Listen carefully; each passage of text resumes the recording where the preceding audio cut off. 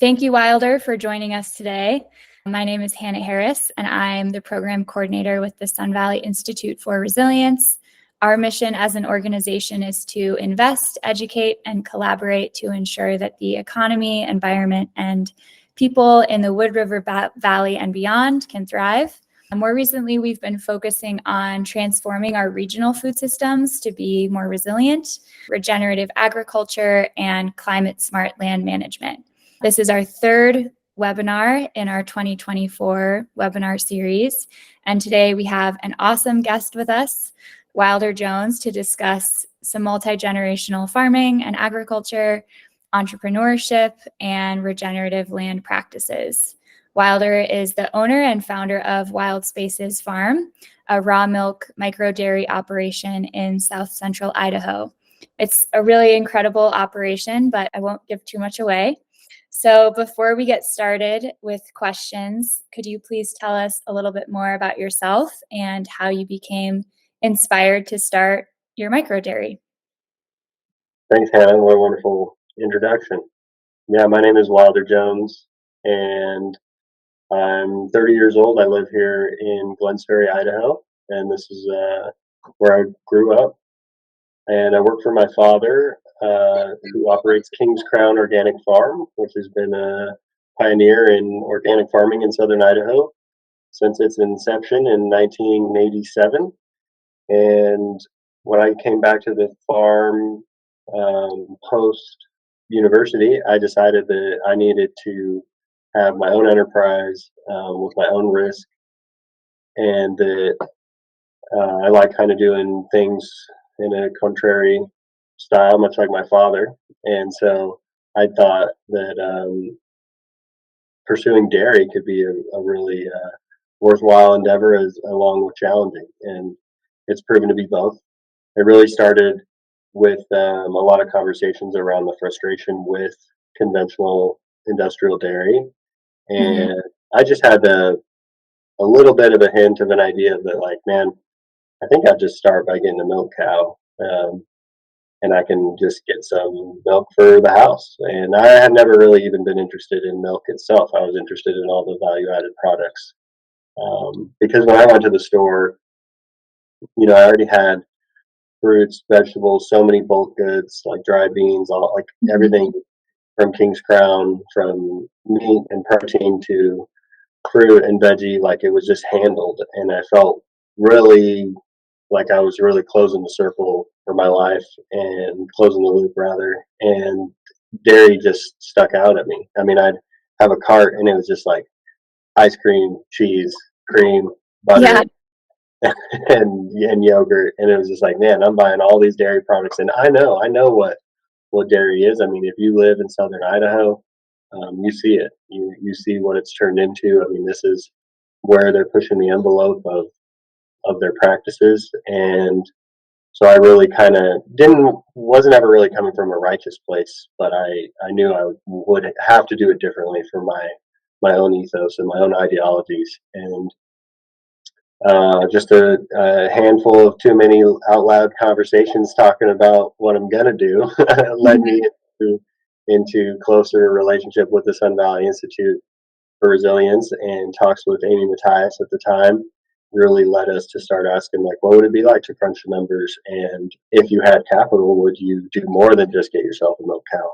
Would you consider selling to the public? And that really sparked it. And fortunately for me, there's not many people that do dairying a different way in southern Idaho, and my mentor Peter Dill at St. John's Organic was really pivotal in encouraging me, but then also like helping share the reasons, like why I should be raw, why the dairy should be unpasteurized. And that was not something that I had my eye on at all, or my mind made up about. Luckily, I kept an open mind, and he never really even explained any of it to me. He really encouraged me to go do my own research. All of a sudden, it just became like a revolution in my mind of like, oh wow, like not only am I going to have all the different practices, we're going to go all the way back to a product that is just shrouded in misconceptions, misunderstanding, just a lot of confusion. So it was great to go raw, to go small, to be on grass. It really changed things. So you've hinted a little bit about what goes on at Wild Spaces, but could you tell us a little bit more about your dairy cows and your other animals and operations that you've added besides dairy? Yeah, absolutely. So Wild Spaces, kind of to jump backwards, but also to help share the story a little more or add insight is like I anticipate being a generational farmer with my father and taking over his legacy, but didn't want to move from entirely, assistant manager, field hand to owner of Yeah. something bigger than I am, with no business experience. So this was Mhm. a great way for me to play on the back end of the business, both with branding and just with bookkeeping and record keeping. And so Wild Spaces is a raw milk micro dairy, and we operate under our own business name and insurance so that we can remain separate from King's Crown. I was taking on a risky food Mhm. item. I didn't want to compromise his legacy either. So it's like, not only did I want the risk as a young person to invest in myself, but I also didn't want to expose his legacy and business to any unnecessary risk by trying my wild, fringy dairy ideas. So it's both like great that that we have this entity, this newly formed organization, Wild Spaces, to rally behind, but also like great that King's Crown can remain separate. Yet is entirely a major factor, and we're both beneficiaries of each other, and we Yeah. can get into that a little bit. But Wild Spaces Farm is my raw milk micro dairy. We have about I think 12 cows now. That's not counting any of the calves that are born this year or last year, and six are currently in milk. And yeah, we milk once a day. The practices that we participate in are all kind of in the face of the industrial setting, and we're really trying to be cognizant of the resources that we have, whether that's time, energy, grass, water, labor, Mhm. human sweat, animal capacity. So with that, the animals are on one of the parcels that my father's been managing since '92, and it's a certified organic farm. And it's more oriented towards animal agriculture. It has kind of subpar row cropping capacity, so we never grow a lot of crops over here and never have really. Mhm. We put up some hay, and I've grown some corn for him here, but it's still all flood irrigated. It's kind of a wild southern Idaho meadow, as I would describe it. So it's always had some cows, and it was a good fit to pursue cows. At one point, I did think that we should have a sheep dairy.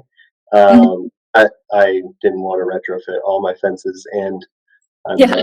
not at all familiar with the sheep like I am with cattle. And so the cattle are on this farm. They eat only grass. We don't feed them any grain or silage, no high energy feed, as it's known. They have 24-hour access to pasture, so there's no confinement. We only milk once a day, and in and we're able to do that, one, because of the grass, and two, because we don't take the calves away. So Mm. the industrial setting removes calves at birth, Yeah. and that allows, yes, for more yield, but unfortunately, these animals aren't allowed to be the moms that they're capable of being. And I didn't want to bottle feed calves. I didn't want to listen to moms not with their calves or calves not with their Yeah. moms. And I didn't want to pursue. There's lots of ways of doing it. There's probably even more gentler ways than the extreme, but I didn't want to participate in it at all. So we milk once a day, and the calves milk the rest of the times of the day. And the grass also helps in that way that they don't Right. produce a lot because they're on grass, because they don't have this extra energy in their diet. So we get what we get, the calves get the rest, and mom isn't forced to put more production or more milk out there than she's capable from her diet in the field. And some other practices, like we don't certify the animals. I'm kind of small fry to take on that organic certification for the animals, but also kind of like we talked in our discussion, before we started. There's a lot of things that are wrong with the organic sector, Yes. and some of those pertain to animal agriculture, specifically dairy. And so I try to adhere to as many organic practices as possible. I don't use any antibiotics or hormones for any of the cattle that are producing milk for sale under my label. Certainly, we all want to do the best that we can to keep our animals alive and healthy. If when maladies and ailments arise, we try to refrain from that treadmill of antibiotics and hormones and conventional vet care, as there's Mhm. really no way to put it. So lots of homeopathic remedies, natural remedies, helping the animal to heal itself. That's kind of the angle we take. But as much as I would love for my animals to be certified organic and for me to proudly step out there and say it, the cost is a little prohibitive and I don't align with the values that they have right now, anyways. But Great. what does matter is that the land is healthy, the land is organic. We don't use any herbicides or pesticides out there. And so, like I said earlier, the milk is raw, the milk's unpasteurized. So upon milking once a day, we flash cool our milk to below 40 degrees and within 45 minutes. And we're either selling whole milk in glass bottles with the cream on top, or sometimes we'll skim it. We'll sell cream and yogurt, or turn the skim into yogurt. So just a little bit of value added right now. We have lots that we'd like to pursue when it comes to adding value, but it's always a mix between what people are asking for, what the market signal is, and what's easy energetically for the people that help run this dairy. So milk, raw milk, unfortunately or fortunately, is people are just crazy about it. Yeah. So it's just like out of the cow into the tank, back in the bottle, and you can pretty much sell it all day long. But we appreciate having a variety and a diversity of products, and we're able to capture more people, more minds, more mouths by offering a variety of value added products. So we still work to have that variety, even though sometimes the signal just appears like it should just all be milk and it could all just leave as milk. But it's fun to play around with our recipes and our processes. The farm itself, where I operate, is 160 acres. It's a parcel kind of separate from other my father's other two farms, and like I said, really wild meadow setting. And my dairy herd typically operates just on 10 to 15 acres, and then there's another 15-acre field that is the alfalfa that I grow for the winter for them to Hmm. eat. And so the other 130 acres are a mix of both like the homestead, non-irrigated, seasonally irrigated, irrigated all year, riparian, wetland, just a great mix of different biomes and not all under intense production. Yeah. And on the farmstead, I have 45 peach trees along with a lot of other apples and pears that we're growing, and also operate a small laying hen flock for eggs for the market. And Wild Spaces doesn't sell, we don't sell to a creamery. We are our own creamery, which is a model for dairy. Typically is like a lot of dairy farmers sold to a creamery. And so we're kind of take that direct to consumer angle. I do sell some wholesale, but I'm not selling to a creamery. So I'm selling right to the retailer. And it has to be in Idaho because of the raw milk permit and the rules surrounding it. Hmm. But that's kind of where we are, what we do, and what we're like and what we believe in. Yeah. That's so cool. Thank you. So I believe you are a fourth generation farmer. I had the pleasure of meeting your dad and having dinner with you both this last week. And I'm wondering how that family history has impacted your journey of starting your own business and wanting to continue pursuing agriculture and entrepreneurship and doing your own thing. Yeah, I am certainly a fourth generation farmer here in Idaho. I think I can confidently say, I mean, I probably come from a really long lineage of farmers.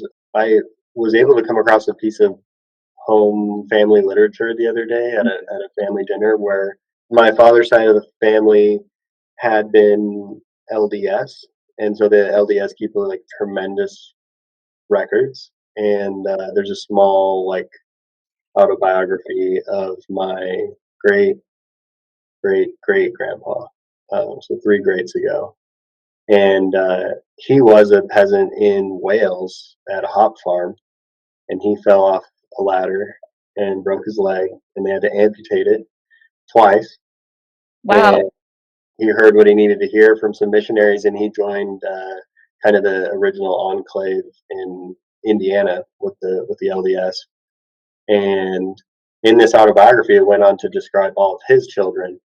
And the line, he had eight children, and the one son that the Joneses that I'm a part of, the Joneses that lead directly to my father and grandfather, that gentleman's name was Miles Jones, and he had a small dairy herd, and he grew watermelon, and that was in Utah. And like Wow. that is just like really mind blowing for both myself and my dad, because I don't come from, well, as far as I know, I'm not a generational dairy farmer because my dad didn't do it and his dad didn't do it. Hmm. Neither did neither did my great grandfather. So to hear that like two greats back is this guy who both grows watermelon, which my dad loves to grow and eat, and had dairy cows, which I now have. That Hmm. was just kind of a really synchronistic and trippy experience, and something to read about family wise. And because it's not a story that's getting shared like at the dinner table, like the Right. I mean, and enough time passes, and it's not like you're sharing the stories of your of five or six generations ago. But to read about it was like, wow, maybe we haven't fallen that far from the tree after all. But my grandfather, he was born in Fairfield, and he had seven other siblings, and none of them are in an agricultural capacity. And that Oh. was kind of something I learned of, and I was like, oh wow, I kind of thought we were all farmers, and it was like, no, like just one, just Stan Jones decided that he was going to farm a little. And my dad was really the one who said, like, this is my occupation. Because my grandpa, he'd be a carpenter or a mechanic or, whatever he needed to do to put food on the table. And sometimes he would grow some sweet corn, and sometimes he had cows, and then he'd sell all the cows. So it was just kind of a lifestyle of the times that Mhm. would bring him into the scope of agriculture. But I don't know if he had ever been like, I'm a farmer, like my father's stepped out there and said, and like I have decided myself. So it's an interesting that it's not this like really robust legacy of agriculture where it's like, oh, my aunt and uncle have a farm over here, and these guys have farms over here, and so Mhm. it's a very like narrow line of like we're still in agriculture. I think just both sides from my mom as well and my dad, like to work for myself and to be an entrepreneur is definitely been bred into me. They both run their own businesses, and almost to a fault, they are workaholics and have pursued their dreams and their passions in their business despite all odds. And so it's been a big influence on me, probably more than I can realize now. That I was Mhm. always going to pick up and try to work for myself. That's such a wild thing to find about your family history. Yeah, never know what like seeds were sown before you. Mhm. You're always sowing your own seeds for like what you hope happens in your life, and that's something to be cognizant of and try to interpret. But then to think that through time, generationally, that like we are now experiencing what others stepped out to do is Mhm. just really humbling, and something that I'm incredibly grateful for.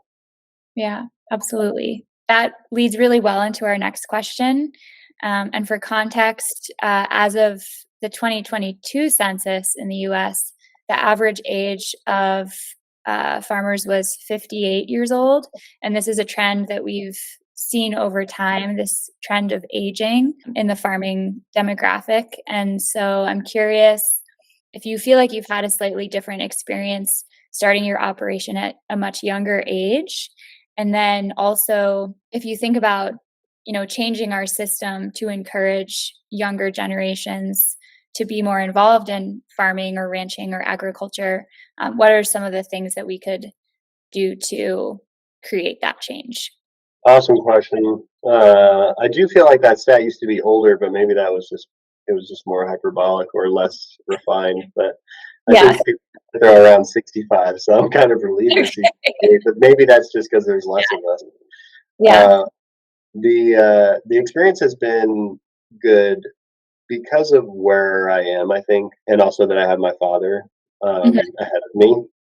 I'm sure that, the farming community here, like we already do things different. So that's nothing to kind of get bent out of shape about. And if we're being perceived differently, or I was pre-prepped to not be taken seriously, and also that like they're my peers, they're my neighbors, they do things differently, but they're not my foe. They're my community, Yeah. and if anything, I need to just be rooted in what I know so that if they have questions, I can be an educated voice to help them see things the way I see things, if they're at all curious. And so I don't think that my age is a problem in my community like I could imagine it could be for someone somewhere else.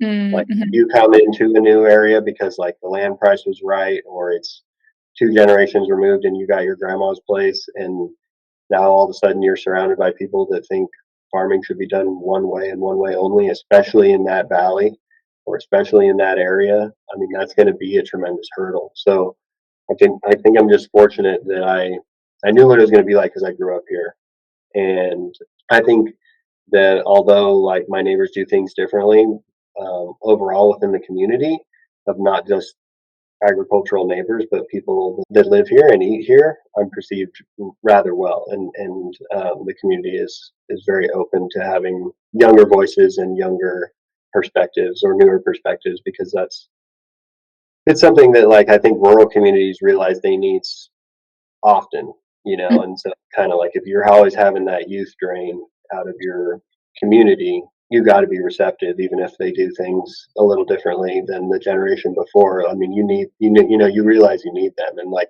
that's what I see when I look at my community. It's not even that we need maybe one policy or one vision or one administration is not what it could be, or a little different on to some degree. We can't even get to the point of debating the ethics of how to handle a particular government agency around here or government entity, because we don't even have, like, we just need people to fill the seat. And Yeah, so we can't even get to the point of having like this guy thinks this and this gal thinks this. We just need someone, so this totally. community doesn't most rural communities don't have a capacity to shun the youth, but certainly some could be less receptive than this one has been. So I just think I'm grateful, and I was pre-prepped. I knew what I was getting into moving back here.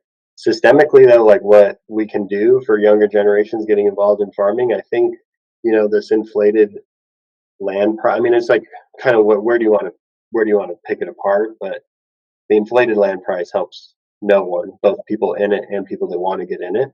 Mhm. Uh, our typical traditional lending institutions don't help because they've been informed by universities and agribusiness as far as like what the land does, what farming looks like, and who does farming and how it's done financially. And so those are really, it's like none of them are set in stone, but they're really real. Mhm. Like the bank thinks this field should be corn, and that the corn should yield this, and that the farmer should use this, meaning inputs, and that the payout will be X, or that your buyer will be this grain elevator or this food corporation. It's not a law, but it's just like predefined within our lending institutions that Mhm. this is how farming is done. And it's like once you get in the agricultural space and you see the visionaries, the innovators, it's like, oh man, farming can be anything. To me, farming is just like Yeah. producing more food than you can eat. And so it can be done on a quarter acre, an acre, 100 acres, 1,000. There's any capacity to farm size wise. Size isn't the metric that determines whether or not you're a farmer, but what the bank has come up with in their mind as far as what farming is, that's like a troubling component. So you have to lean on non-traditional lending institutions like the Sun Valley Institute for Resilience. It's great that the NRCS and the USDA, or the USDA, the NRCS, and the FSA, that they have programs to help underserved groups and young farmers enter in. But there's barriers of understanding just to get in the door of the NRCS office. You know, Yes. like, and same thing. Like I talked about it with a friend the other day, and I had never even considered it, but like I don't know, maybe have you ever been to a sale, like a livestock sale? No. Well, culturally, there's a huge barrier there. Like, Hmm. you can find out when and where it is, but like to go in and understand the jargon, the the culture, the processes, like that's all it's oral. It's like I don't know that there's any definitive book on like this is what it's like to go down to the local sale yard and buy a cow. You really Yeah. got to be brought into that, and Hmm. so that's a huge barrier of entry. And certainly, there's lots of ways to buy livestock, and in some ways, I don't condone the sale, but it is a valuable part of floating capital on your operation if you are interested in animal livestock production. And so just to think that there's this like huge cultural gap of like Hmm. if you don't know what the sale is and how to bid and how to raise your hand, like who's going to teach you? Yeah. The guy who's also trying to buy the cow? Like no, like yeah, it's just a missing component, and it's really hard for someone who's definitely a first-time farmer, someone who's not from it, to get in there and be taken seriously. It's just kind of every step of the way, whether it's like defined and scripted, or if it's just cultural pressure. Hmm. Unless you know, these are all just like really big barriers, and so I don't know where we enter into the system to break those down. It's an interesting conversation, but there's lots of little pieces all the way. And so I think that we need organizations like Sun Valley Institute for Resilience to consider non-traditional agriculture or alternative agriculture production as a viable business model. Yes. And then we need the agricultural community at large to usher in understanding, because there's no reason to covet information, because I don't know what it is. There's only like 1% of the US population feeds itself or is responsible for feeding the 99%. And so we need the numbers. Nobody's got anything more figured out than the next person. So you're not going to get like ripped off and shut out of your market. And so, in a way, we need to not just educate the consumers and the public who buys our product, but also the people who are adjacently curious or could possibly have the capacity for a farm. Like, we need to just give the information away, Hmm. because I think we take it for granted what it means when we talk sales, what it means when we talk markets or irrigation or water rights or land use or open space. The longer I'm in it, the more I learn about it. And it's like, man, I can't, I didn't know what I was missing out on when I just came back to the farm, but it was an immense amount of Yeah. information I had to kind of comb through and come up with on my own. And fortunately for me, I have someone that I can just constantly ask. He's my boss. He's my dad. He's my best friend. I can just ask him, why does that government office operate that way? But how did they used to do it? Why doesn't this nonprofit exist anymore? Have you guys ever thought about starting a cooperative? Like I can pick through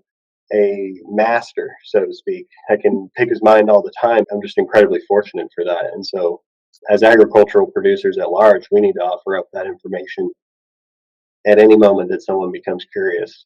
Everybody wants to know how many acres they need to have a cow. And there's like no good way to answer it. But I mean, the more you work at figuring out how to answer it, Hmm. uh, the more people that we can share this lifestyle and perspective with. Yeah, absolutely. So, our next question is, what are some of the regenerative practices within your operation?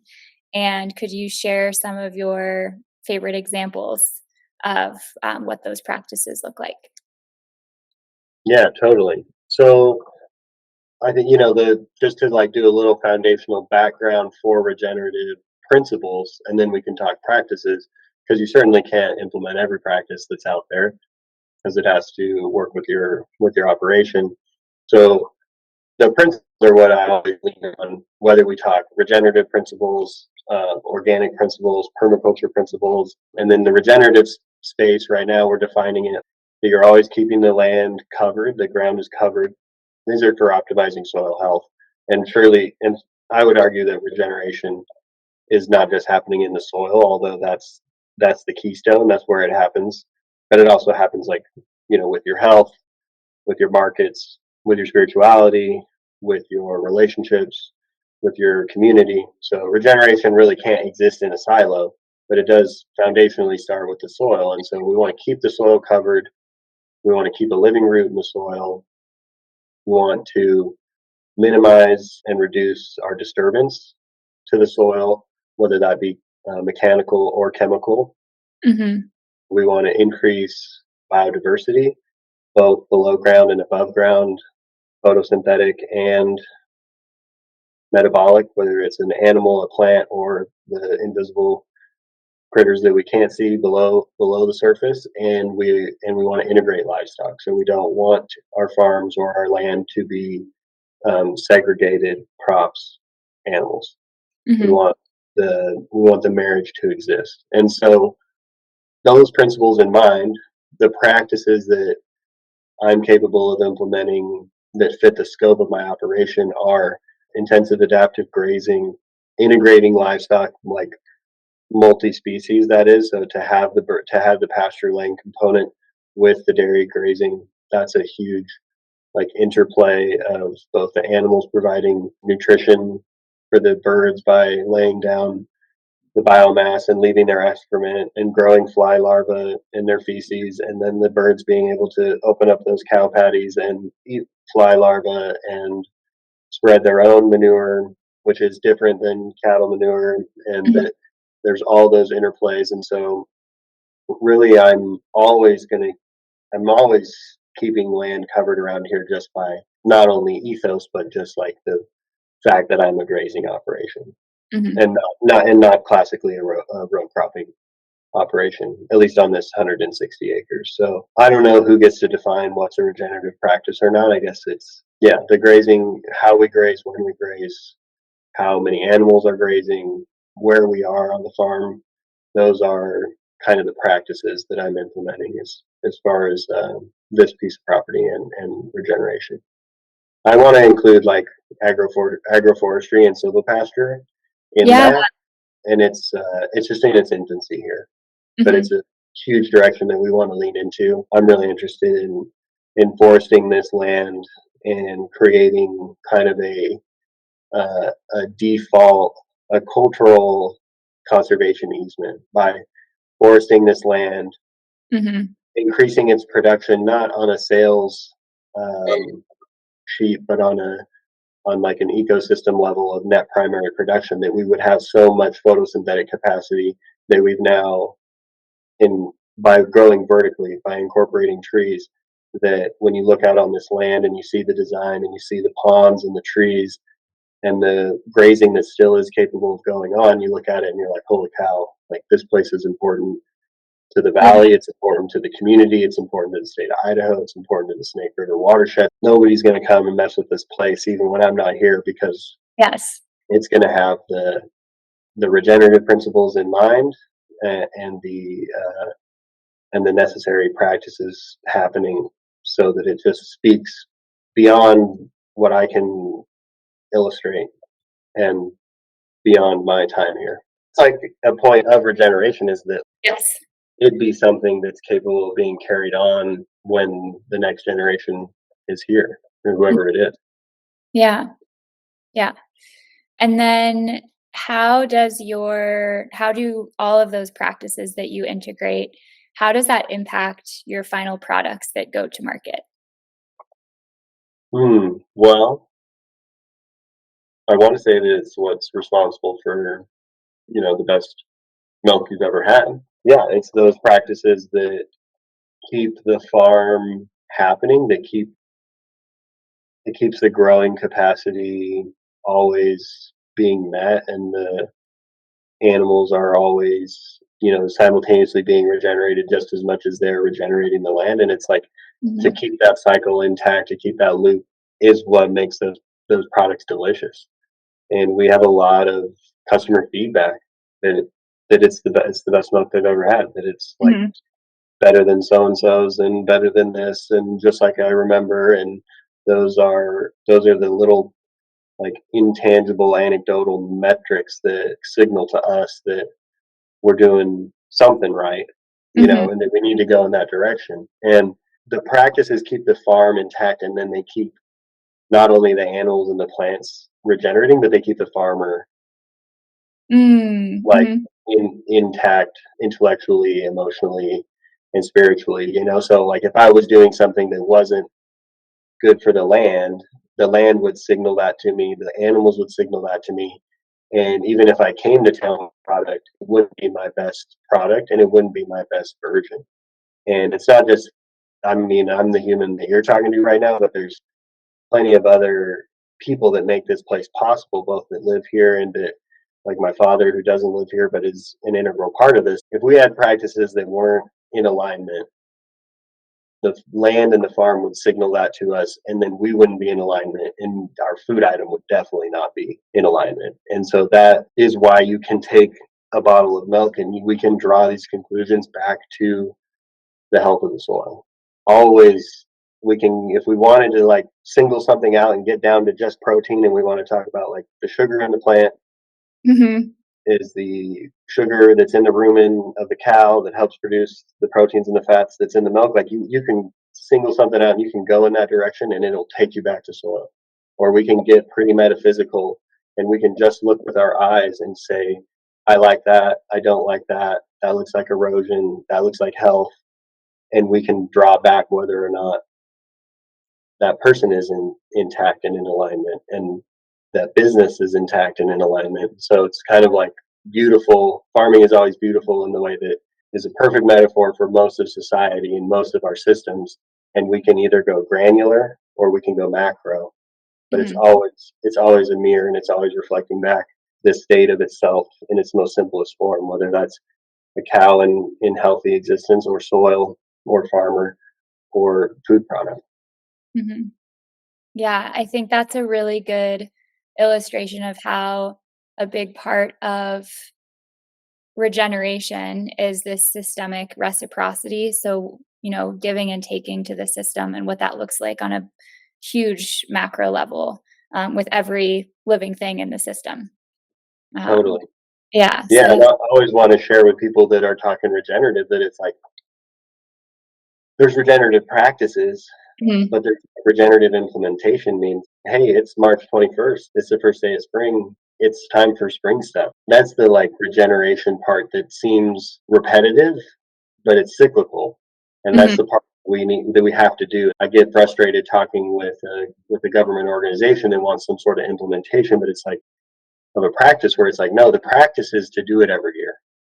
yeah. And so that means that the practice isn't that I rented your no-till drill every year. It's like that's a great thing to go and have and a resource for the community, but regeneration exists beyond whether or not I need the drill.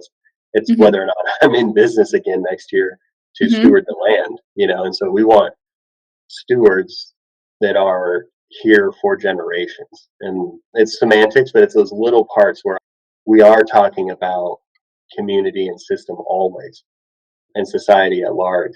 Even if we get down in the nitty gritty and we're just like arguing about whether or not this is the best thing for soil formation mhm, or the best way to capitalize on your grass growth in the month of June with 6 inches of moisture and blah blah blah. It's like we can get really nitty gritty, but aren't we talking about whether or not you decide you want to live here and raise a family and exist? Like, are we always talking about how our quality of life is and mhm, not just the best way to grow something without using agribusiness or the best way to grow something while still using agribusiness? It's like, no, we're mhm. talking about would we live here?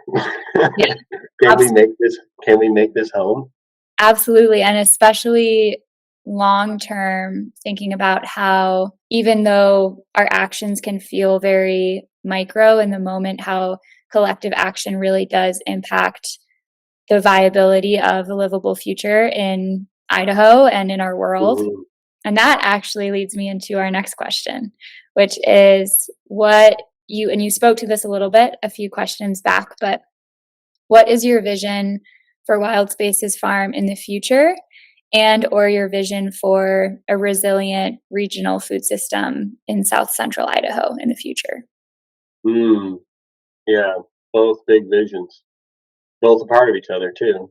Mhm. Um, so for wild spaces, when we talk wild spaces, this specific 160 acres, more earthworks for more water holding capacity, more trees and shrubs for alternative streams of revenue, but increased production and biodiversity for both the farm, the business, and the animals that are part of the farm, as well as the animals that find home and refuge here, like the birds and the squirrels and the bees and the deer. And so more net primary production by incorporating silvopasture. That's that's the direction that I want this piece of land to go in, and also to have more capacity for human residents. I think these are all ripoffs from other people, and I'll try to give credit where credit's due. But Joel Salatin says "Fields of Farmers," which I think is just a beautiful vision that Hmm. helps align the vision. Elliot Coleman and J.M. Fortier, they like to say less mass production and more production by the masses. I like that. Yeah, and so those two things are like big for, and what I and then my little version of it is like farms need people Yes. and land needs people, and Hmm. so that's what I would say is my regional scope. That helps define what I think needs to happen in southern Idaho. Is like Hmm. we don't need to embrace any more technology in biotech. That is, like, we Hmm. don't really need any more bells and whistles for the genetic modification of sugar beets or corn. It's not the direction that we need our technology to go in. Like, if anything, we need record keeping, distribution, less energy intensive pumps, less petroleum needed for crop production. Like, we need technology in a way that's aligned with humanity and Hmm. not just portfolios. And then we need some way to incorporate people into the land where we're currently witnessing inflated land price and rampant development. It's a beautiful future, yet the hurdles have never been bigger. Hmm. So I would hope that southern Idaho can begin to, and I think in a way to align with that is like, can we begin to feed ourselves from southern Idaho and then define what we want our surplus to be? Like, Yeah. do we want our surplus to be powdered milk that ends up in China, or white satin sugar that hurts everyone?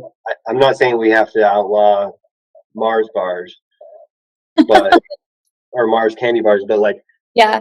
the industrial ultra processed food system should be something you opt into Hmm. Yes. just as much as the local biodynamic wild foraged food system is something you're capable of opting into. Like, choice for sure. Yet what we speak into existence, what we all agree on, what we think is valuable, I think we have to have a little more coming home to, like, we're all in a desert, figuratively or precipitation wise. Yeah. We have to exist. We don't have to live in a food desert uh, Hmm. culturally. And so we have to define cultural food ways. Like, what do we feed ourselves? Yeah, we're all familiar with the russet potato, but the russet potato is the industrial version of potato.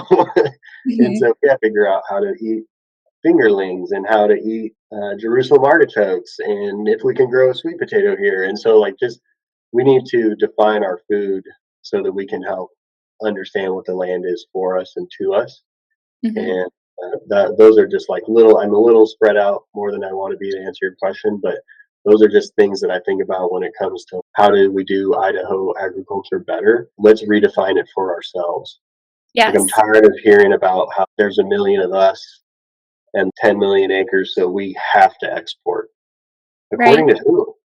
Like, Hmm. what? When our people are impoverished, our schools are poor, our roads are broken, our people are exhausted. Like, the people of Idaho are exhausted. The people Hmm. that drive trucks, the people that drive tractors, the people that run the scales, that work in the cheese factory. I mean, it's just like, to what end and to whose cause? And so I think we realign the cause to be for us and the land, and all Hmm. of a sudden, like, exports something that happens but not as big of a deal. Or when we do export, it's something that we redefine ourselves as important for, not just McDonald's French fries, but like a cornucopia of potatoes. Hmm. And yeah, just those little things I think are massive. They're not little, but they're what I think would help redefine our regional food system. Is if we come in alignment with how we want to eat, how we want to feed ourselves, and what we want that version to look like.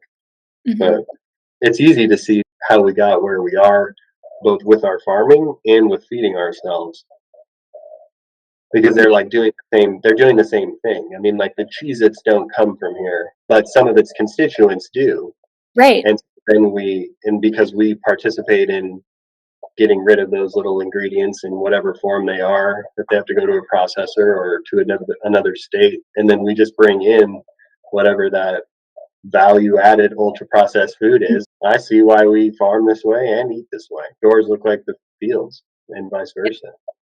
Absolutely. Yeah. And I think something you said brought this connection to mind for me, but we talk a lot about risk. And, if you think about that as another pandemic or climate change, increasing temperatures over time, trying to grow food in a desert with years and years of drought, and what it looks like to be resilient and manage those risks, mitigate them ahead of time as best you can. If you do it in a way that does think about increasing equity in your community and increasing diversity of food and biodiversity of the environment, while you're mitigating that risk, you're also creating something really beautiful and Hmm. strong. And, you can do both at once. And so I think doing the storytelling and sharing the vision for people to help Idahoans understand that there is something beyond the way our land and our grocery stores look now that could be beneficial to everybody, I think is a Totally, big part too. totally Yeah. gives me goosebumps. I always Yeah. like to pick on. I always like to pick on Fairfield and the Camas Prairie, and Yeah. then we can pick on anyone. But Yeah. like, if you're ever there long Mhm. enough, and you have a little bit of like some ecological and historical context, like it always dawns on me when I'm there. Why are these people working so hard to put this naturally occurring prairie? I mean, they strong arm the prairie, and it's like you don't get to grow those native grasses anymore. You have to grow alfalfa, and so they Yeah. strong arm the prairie, and then they put it into a bale, and they put that bale on a semi truck, and then they just put it over the other side of the hill into a feedlot for some dairy. Mhm. And it's just like all this effort to like scoop up the biomass of your beautiful prairie and your beautiful valley and just get it to the other side because we've decided that this is what farming is and this is how you make money and this is what your livelihood is. But if you had all that space, I mean, you could raise a cow and drink the Right. milk and have a garden and have some trees in it. So like, and trust me, winter there is hell. Like it's Mhm. brutal, and even some of the other seasons are brutal. But there's just something about when you're there. It's just so much of Idaho is surrounded by like stark natural beauty, and Mhm. it's like, man, we're trying really, really hard to go against that natural beauty and abundance by saying we grow alfalfa here and we grow wheat and we ship it to the other side of that hill and then money comes back and we have to eat out of this crummy grocery store. Whoa, you could have artisan bakers, you could have weavers, you can have canners and like Mhm. value added food products and crazy orchards and get back to having immense wetlands and prairie and camas root and camas flower and all of these traditional ways of being and novel ways of being. And it's just such a good little case study because Mhm. it's well defined by the geography. It has a history of sustenance and sustainability. And it's just like we showed up, we did our little 160-acre homestead thing, and we just said, this is how it has to be. Man, every time I drive through there, my mind is thinking about all the other ways it could be. Yeah. And we did it everywhere. There's nowhere that escapes it. It's just I love to pick on Fairfield because it's such an adorable, beautiful landscape, and it just seems like one step forward and two steps back. Yeah. Like with thinking that this is how economy exists and this is how farming should be done. Right. Thinking about, again, the alternatives, economic development doesn't necessarily have to be economic growth. We don't have to continue doing more and more when really we're robbing our ecosystems and our people of more and more. Right. Um, Mhm. so that kind of gets into our last question, which is that if you could encourage Idahoans or community members closer to home to participate in one climate action or one way to strengthen our regional food system, what would you encourage people to do? Well, I think it's only because it's like what's on my mind, and you said Idahoans and not consumers, so I have to plug. Yeah.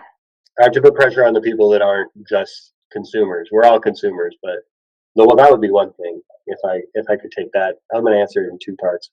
Okay. As an Idahoan, pursue some type of production. Maybe you're a weaver. Maybe you make postcards that are hand painted or sketched, and maybe you're the only one that mails them, and you don't sell any, but you become a producer instead of a consumer for that one thing, and that will do not just Idaho well, but the whole world at large well. So if you can or grow a zucchini or help clean up your sidewalk, like whatever you can do to help be a producer and not a consumer, I think it's a cascading effect. I'm not saying become a homesteader. Find that one thing that you could do for yourself and do it, and then all of a sudden maybe you can sell it or give it to your friends, or you're the next best thing at the cocktail party. Who knows what it is, but becoming a producer rather than a consumer at large is something Idaho needs and something the world needs.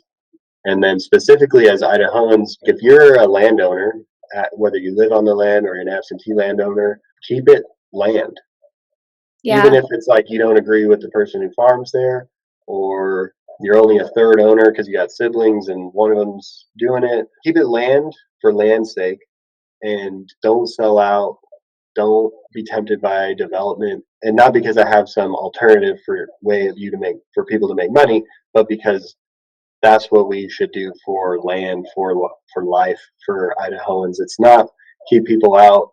There's responsible versions of development, but so much of the land around me is not owned by the people who farm it. And so then it's like, well, who does own it? When you find out it belongs to some union, or it's in some portfolio, or it's just some crazy LLC somewhere and it's in someone's investment group. Find out if you're responsible for any land in any capacity somewhere and make sure that it remains land.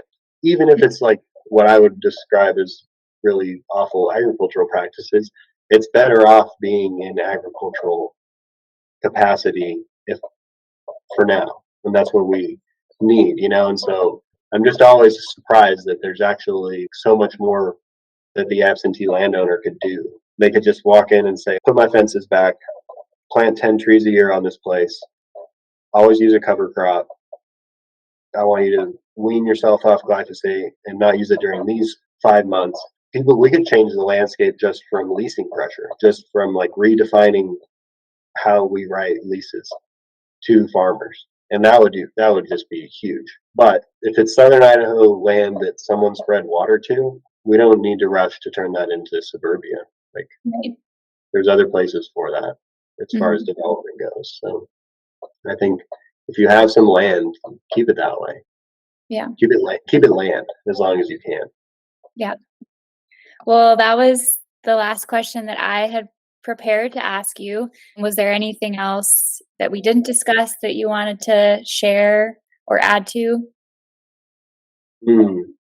Well, no, I think you really let me get out there on some important tangents that I like to talk about, and so I'm really grateful for the conversation and for the questions that you prepared. They're awesome. Yeah, I got a little out there with keeping land, but No, it's I think that's a great point. it's kind of it's what I witness a lot right now. It's like Mhm. we won't even be able to have conversations about how to farm if we keep selling out to the next big farm and we watch some of that farmland go away, and then Mhm. we're gonna have different types of pressures and systemic, not I don't want to use the word collapse, but like weaknesses Mhm. if we just like let farming go by the wayside. Yeah. And so to add some context, I've always lived with farming neighbors that were like either knew them, they were a coach, or they were a teacher, Mhm. or I went to school with their kids or their grandkids. And for the first time ever in my area, we have a corporate farm that's not from here, and it's not corporate just in like a business structure. It's Mhm. like corporate in a cultural way, Yes, and that used to always be something in our minds that happened on the other side of the Rockies, totally. like out there in Nebraska and Iowa. They have those are their food giants and their problem, or it happens in the Salinas Valley and the Central Right. Valley of California, like that's over there, and now it's happening here, and we see all of the poor land management, and beyond the land management, we see like the community impacts like immediately. They Mhm. bought our hotel. We don't have anywhere to stay now. Like you can't come stay here and rent a Wow. room because they put their migrant workers in that hotel for part of the year. All their cars are registered, and trucks and farm rigs are registered in a different county. So they use our roads, yet we don't have any of that income, any of that Yeah, registration, our infrastructure. There's only one family that's moved to town, yet they're farming more acres than any one person that's lived in this town or area ever has. mhm. They're doing more, but we're all getting less. We have less kids in school, even though there's more land under this one corporation's production. It's better to have 12 farmers on 1,200 acres than it is to have one farmer on Right, 1,200. And it's like, sounds good when I say it like that, but we're living it now. We didn't know when it would happen or ever, right, like way is kind of like, yeah, Southern Idaho's always been small farms relatively. I mean, they're big by any means, but we know who owns them. right. We went to town. We went to school with them. We go to town. We see them at the game. Mhm. But now it's like, oh, this is different. Yeah, That money goes straight to the top. It's the land that they farm that they end up acquiring is in a portfolio. The portfolio needs 8%. So mhm. we have this sustained 8%, and so that means that the corporation has to rent the land for its predefined amount of money that makes everybody else's rent price go up. So all the other farmers that are in competition, or even if they grow different crops or have different markets, they have to still participate in the renters market. And so Right. it's like watching this not just inflated assessed price if you want to sell, but also inflated potential price because we have a farm willing to pay more than anybody has ever considered paying for in the past. And Yeah. like, and I haven't even got into the agricultural practice from a community perspective. It's like, man, which is cool because some people are coming around because they see the community implications, and then it makes them consider some of the environmental implications or vice versa. And so Right. it's been a great dialogue around here. Conversations only go so far. It's just real now, and it's not been something that we've ever worried about here because like I Mhm. said, I might disagree with my neighbors, but I know them. I know who they are. Yeah. They're real folks who are participating in town, and again, it's that reciprocity, right? So, Totally. like, people are what are people giving and taking in the community Hmm. and on the Yeah, land? Yeah. totally. So that now you've really got all I think about. Think about planting trees and redefining farm economy. Awesome. Well, thank you again, Wilder, for your time. Of course. Thanks for having me. Thanks Mhm. for asking the good questions. Of course, thanks for answering them.